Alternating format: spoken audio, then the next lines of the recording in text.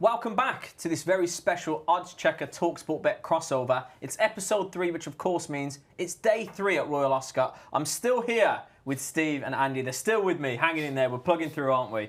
I say we, you guys are doing most of the legwork.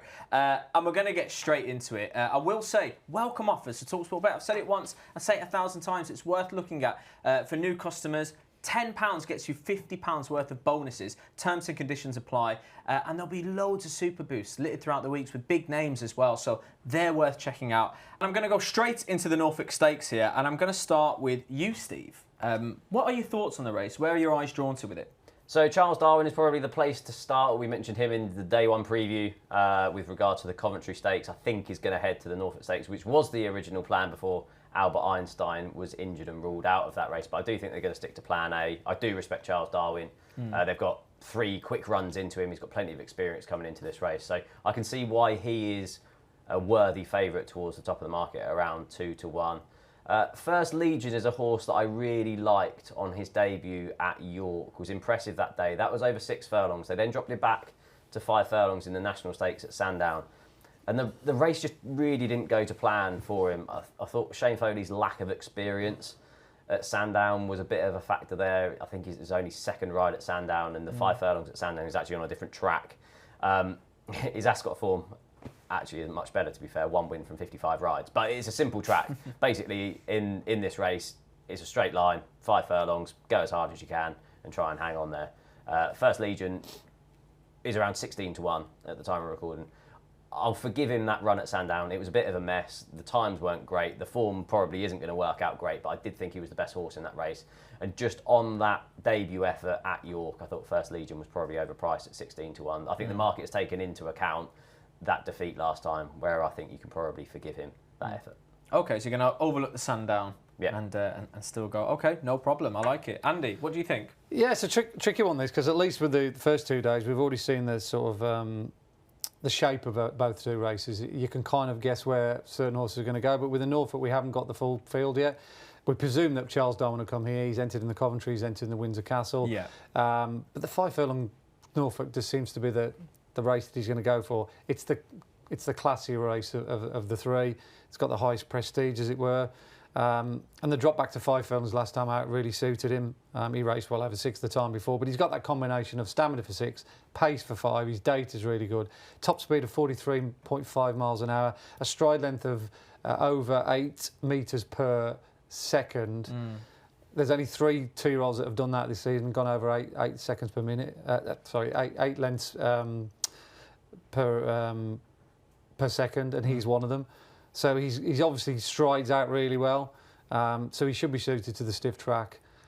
He's likely to be favourite. I think he's going to take all the beating. Like I say, I'd like to come up with something original to say beyond it, but I don't know the full field yet. Yeah. So I do think Charles Darwin is very much one to beat. He'll be priced up accordingly, though, I think. Yeah, no, with the information you've got, I like it. I like what you're saying. As I move on to the second race here, Ribblesdale Stakes. I mean, the unbeaten filly suddenly leads the betting, but it does look a wide open race, doesn't it, Andy? Yeah, she was really good at Chantilly. I don't keep sort of data at Chantilly or any French racing for that fact, but you obviously can go back and watch the videos all the same and make your own judgment and assessment visually. And at least we've got a bit of collateral form as well to compare suddenly with a few UK-type fillies. There was a horse called Secret of Love who was second to Minnie Hawk in the Cheshire Oaks. She ran against Sunday last time out in that aforementioned Group 3 at Chantilly. She finished 6th. Okay. She got well beaten by Sunday, so it's suggesting that Sunday is well above average, and she was only hands and heels to win that day. Well, that day she just didn't get fully extended. You know, she picked up nicely from the back of the field. She got a nice turn of foot. She got a lovely relaxed attitude about life.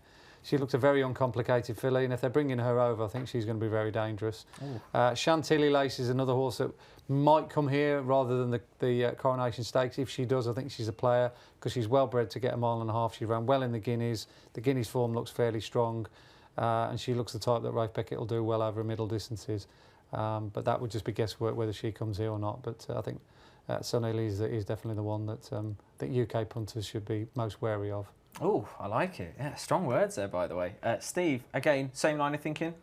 No, I'm just going to back whatever Aidan O'Brien runs and Ryan Moore rides in this. See, you can't go too wrong doing that at Royal Ascot or many races, to be fair. the pair combined to win it in 2023 with Warm Heart and won it last year with Port Fairy, who, in respect, aren't really their top fillies. So the fact that they've managed to win it with below par fillies for the last 2 years probably says it all.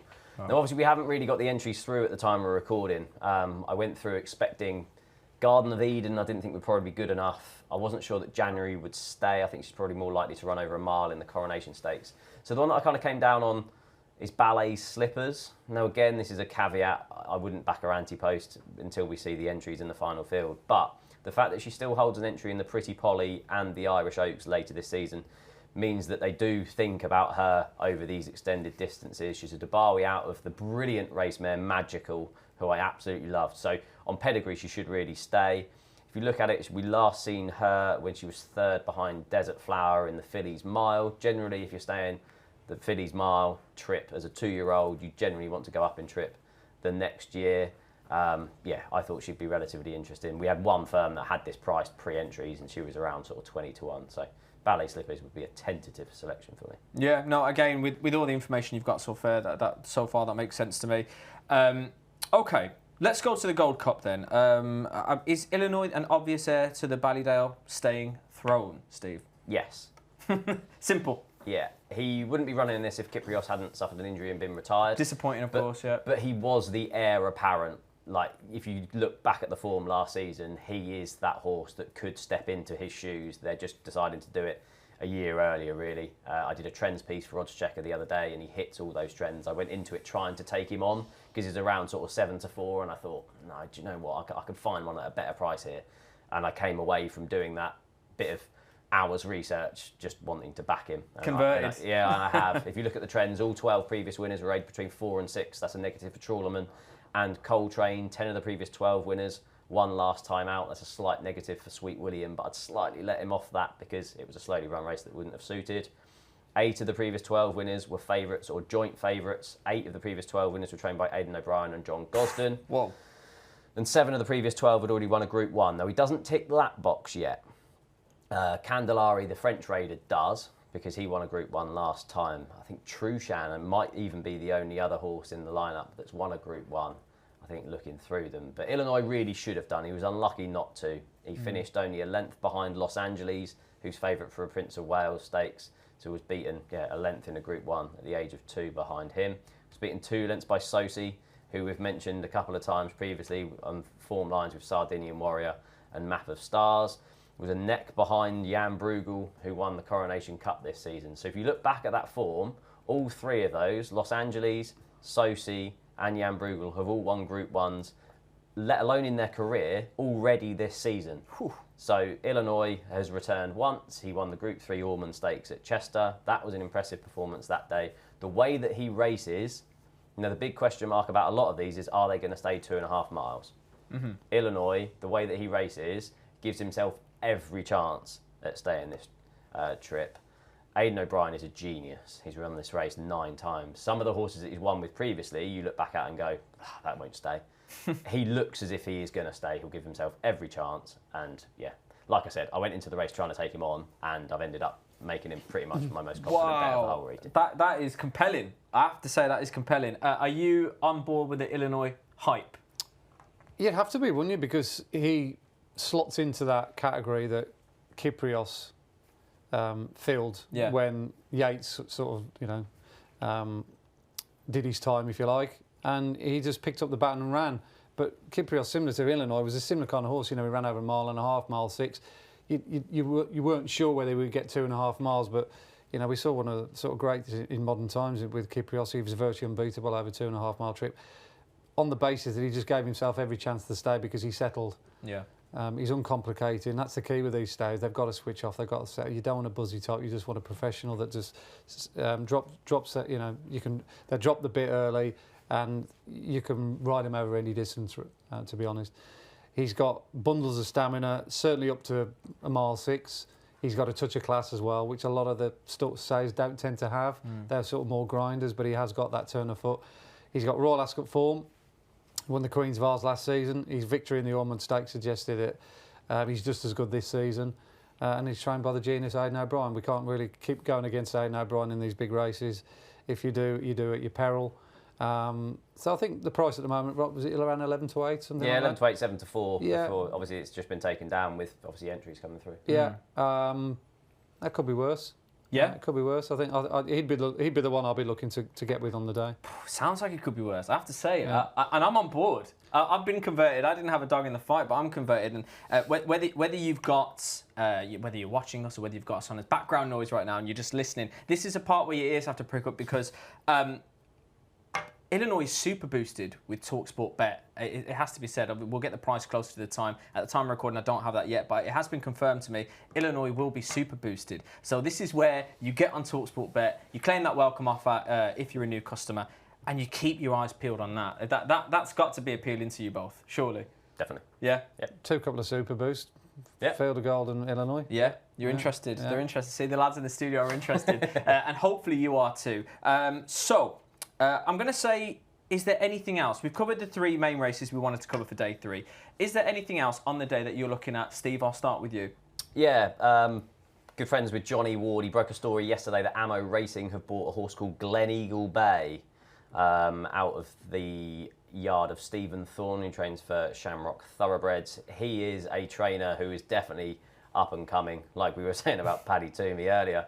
Gleneagle Bay is a horse that I've had in my mind for the Buckingham Palace handicap pretty much since the start of the season. Yet to win for connections, broke my heart in the Victoria Cup over this course and distance, was really well back that day, was sort of 10s into 11 to 2 I think that day, was beaten a short neck in total in a 3-way finish. And if you go back and watch it, Holly Doyle is unlucky because she just thinks that Ryder France will take her a bit further into the race and got isolated on one side where the other 2 on the other side, Hickory and another horse, were over on the other side. And just showed a bit of inexperience. I think it had 7 career starts, and at Ascot, it's a big, wide track for these horses early on in their career. And yeah, I just thought if you ran that race again and they were all 3 were next to each other, I thought Gleneagle Bay would come out best. Left a bit out on his own. Yeah, I assume David Egan, obviously retained Ryder for Ammo Racing, will take over on board, so that's no negative at Ascot. And I thought Gleneagle Bay was a strong selection for me in the Buckingham Palace. Oh, I can still see the heartbreak on your face. I can see it behind the eyes there. Pain's etched all over it. That's it, isn't it? Well, if nothing else, a redemption arc for you it would be a nice redemption story for you. But I like what you've done, Andy. I presume that information is meaning that he'd be kept at Stephen Thorne's Correct. side. Yeah. That's Which is good. the best That's news of all. good. Yeah. Okay. Yeah. Well, yeah, I mean, any strong course and distance form has got to be factored in. Hickory, who won that race, actually ran at Newbury yesterday, and he was given the kind of ride, let's say, probably diplomatically, with a view to coming back to the straight 7 furlongs at Ascot. So it wouldn't surprise me if Hickory was resurrected after a poor run yesterday. Yeah.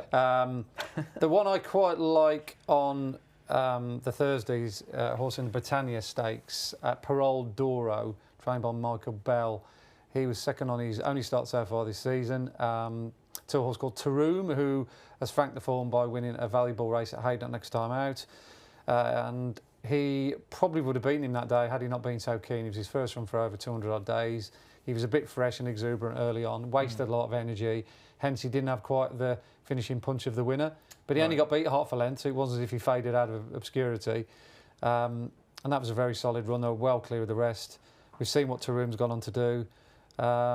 And he's already got a run at Ascot as well. He ran there as a 2-year-old, so he's got Ascot form. So Connections must have had the Britannia in their mind from a very, very early stage to run him at Ascot on the first start last season, just give him a couple of runs subsequently. He won his next start. He's had a run this season. And he's, by the looks of it, still quite well handicapped. Okay. So Parole Doro in the Britannia. Okay, I like it. Well, with all the information you've got, you guys have done a very good job of telling us who you're going for, what corners you're in. For the main races, you've told us what you're looking at. Now I'm going to ask you for your naps of the day. I'll start with you, Andy, on this one. What's your nap of day 3? Well, we could easily nap Illinois, we could easily nap Charles Darwin, but I'm going to go for the 30-run handicap of the Britannia with Parole Doro. Oh, you are? There's no price at the moment, unfortunately. It's one of the few races towards the back end of the week, like the King George handicap, and a lot of the handicaps aren't priced up yet at the Buckingham Palace. Yeah. So it does come with a little bit of a caveat, napping a horse like that. I mean, if he's like 5-1 favourite, then it doesn't make it slightly appealing, but you'd like to think it'd be an 8-10 to 1 the field race. It usually is, the Britannia. So he's going to be one of the favourites, I would have thought. Yeah. So my estimate, when I price it up, he'd be around about 10 or 12 to 1. Okay. So that's not a bad price for me. I like it. I really like it. Steve, who you going for? Who do you think my napper for Thursday is going to be? I want to say, your redemption arc story, surely. No, it's not. It's going to be Illinois. It is going to be Illinois. I was going to say Illinois, but... Yeah, I think it's rock solid. I do really like Gleneagle Bay Yeah. in the Buckingham Palace, but the same as Andy, I haven't got prices here Yeah. in front of me. So Illinois, I do think we'll win. Can't Yeah, look past Illinois. Converted. It's hard to nap a horse, actually, when you're putting something up each way. Yeah. Most of the time your naps are like, you win-only bets. Yeah. But as I haven't got too many strong win-only bets, I'm having to go with Peroldora. No, don't play it down. I like what you did. I like what both you did there. And you've watched episode 1, you've watched episode 2, but I'm going to tell you again anyway. I know you know by now, but the naps are linked in the description. So we've done all the legwork for you. You can go in the description, click on the link, and that'll take you straight to these gentlemen's naps. So with that being said, day 3 is over. Stay tuned for day 4 with TalkSPORT Bet and oddschecker.